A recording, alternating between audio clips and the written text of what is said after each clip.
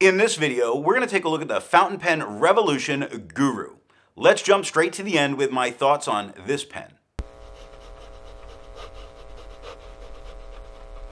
I don't find this an unpleasant pen to use. Considering its cost and it being a piston filler, it really does a truly spectacular job at what it is. And considering you can change the nib out and get an even smoother writing experience. With that, I wouldn't call this particularly smooth. I would say that this writing experience has quite a bit of feedback. A bit more feedback than I might prefer, but it's not bad, especially when you have to weigh the cost of the pen into what you're getting here. It makes it an incredibly good pen with that cost and with it being a piston filler. So with that, I find it unusually, I'm going to say it's uncomfortable in my hand, and that's unusual because I don't mind smaller pens. Like I don't mind the Pelican P200 or M200. So I don't understand why size-wise I find this one just a little uncomfortable. But I think this is a great pen for the money that you spend on it, and I still do use it in my rotation. I just don't use it when I know I'm having an especially heavy day of writing.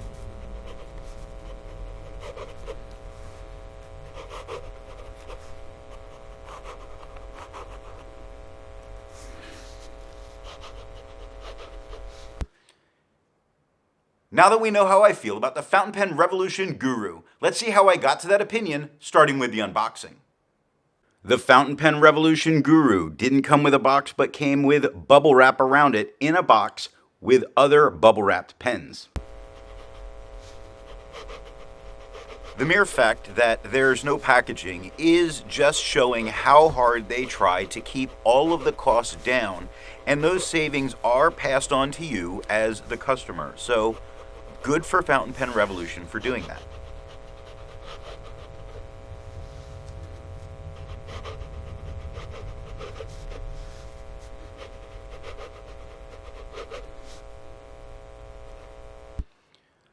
With the pen out of the box, we need to get to the nib.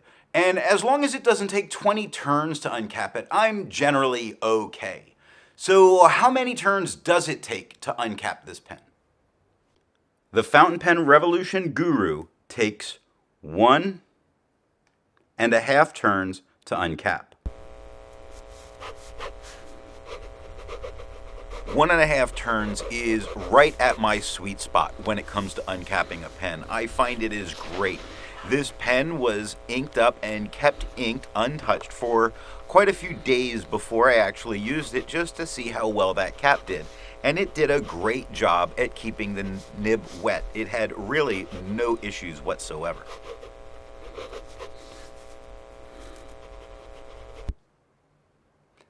This gets us to the nib.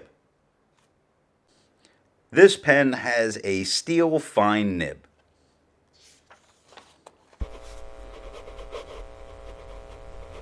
This medium nib writes just a little bit finer than a Western medium, I would say, but it is very much a medium nib, and it does a very nice job the entire time. I think I might just need to take a little micro mesh to it. I'm not trying to harp on the feedback. It's just a little bit more feedback than I would like. I do like the FPR nibs. If you enjoy videos like this, then be sure to hit the subscribe button. Now, let's ink this pen up.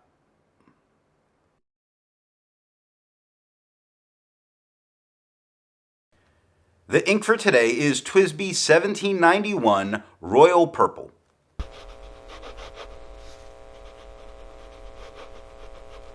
People always assume that when a pen is a piston filler, it holds quite a bit more ink. And at just 1 milliliter, I think it holds plenty of ink for a day of writing. And I don't expect it to have a whole lot more with that. I think the fact of getting a piston filler so inexpensive makes this a winner.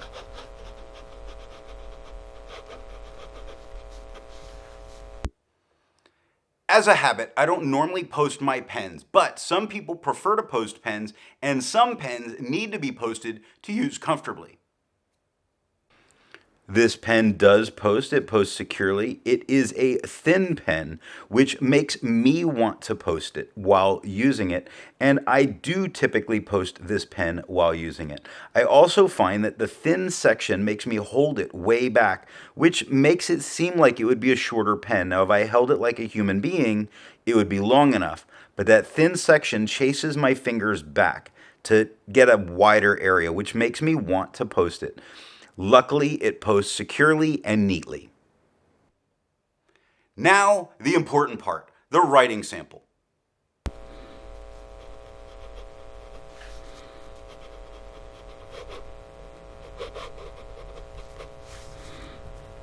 While going through the writing, you'll see me quite a few times adjust my hand, and that's because, as I said before, I do find this pen, for some reason, a little uncomfortable.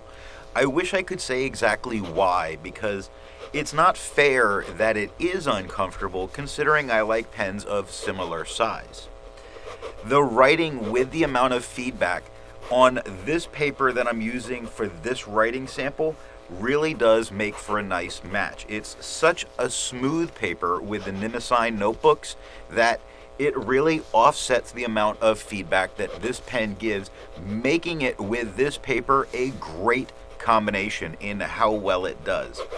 I do kind of wish I was using a bit thicker of an ink.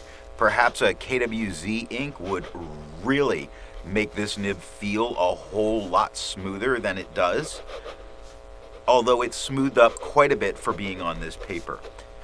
I've said it before and I'm going to say it again. At the cost of this pen, I think it is a great way to go. This particular pen didn't cost me anything. I got it at a Pelican Hub and didn't think too much about it and didn't use it at all for a little bit, and then realized, why not? And I started using it, and again, it's a lot of feedback, but I do find it a pretty comfortable pen to use, just not for very long writing sessions. So this pen I have taken to work with me quite a few times where there can be some shorter writing, and I use it for that. So it writes on crappy paper for students to get their passes to go on potty break, but I don't use it for my own long sessions just because of some discomfort. Now, if you don't mind the feeling of this pen in your hand, it is an amazing deal.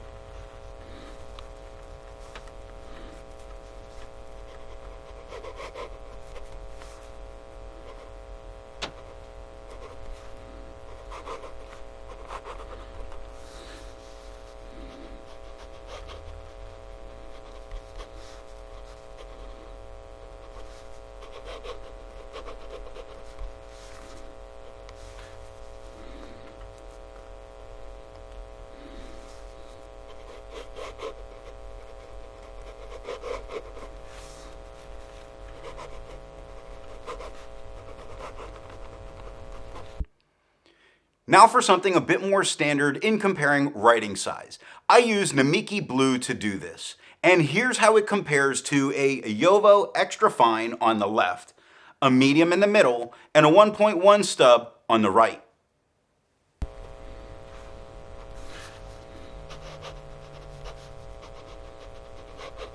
It's easy to see looking at it comparing to the other nib sizes that it does write a tiny bit narrower than the Western mediums, but it is not anywhere near as fine as the fines, so I would still say it's a medium.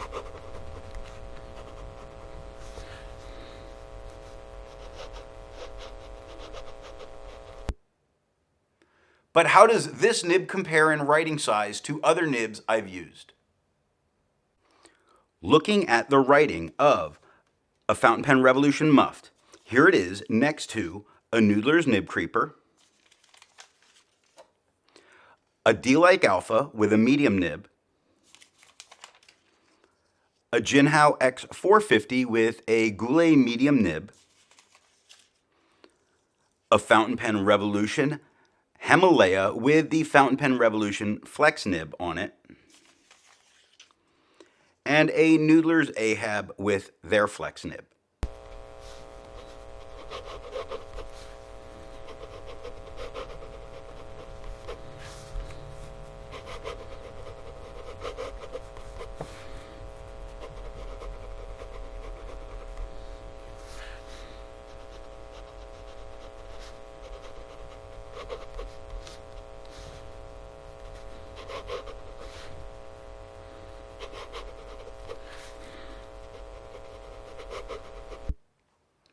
So it isn't a review without some size comparisons. Here it is capped, here it is uncapped, and here it is posted. I wouldn't consider this an average size pen, maybe slightly smaller than average. It's about the size of a Pelican P200 or a Pilot Metropolitan. I think that is a slightly smaller than average pen, but still a really good pen. And if someone's starting out with fountain pens, you probably don't want to go with a very thick pen anyway.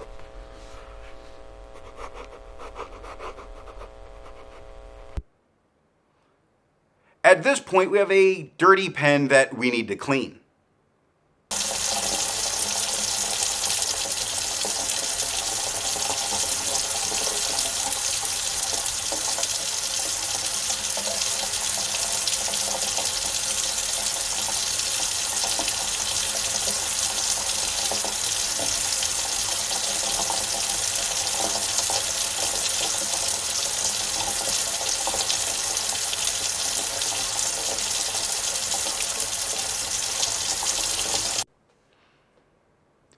Be sure to check out the next pen review video where we take a look at the fountain pen revolution muffed. If you want to be able to support not just my channel, but any reviewer, then when you make a purchase, be sure to tell that retailer where you heard about it. Thanks for watching.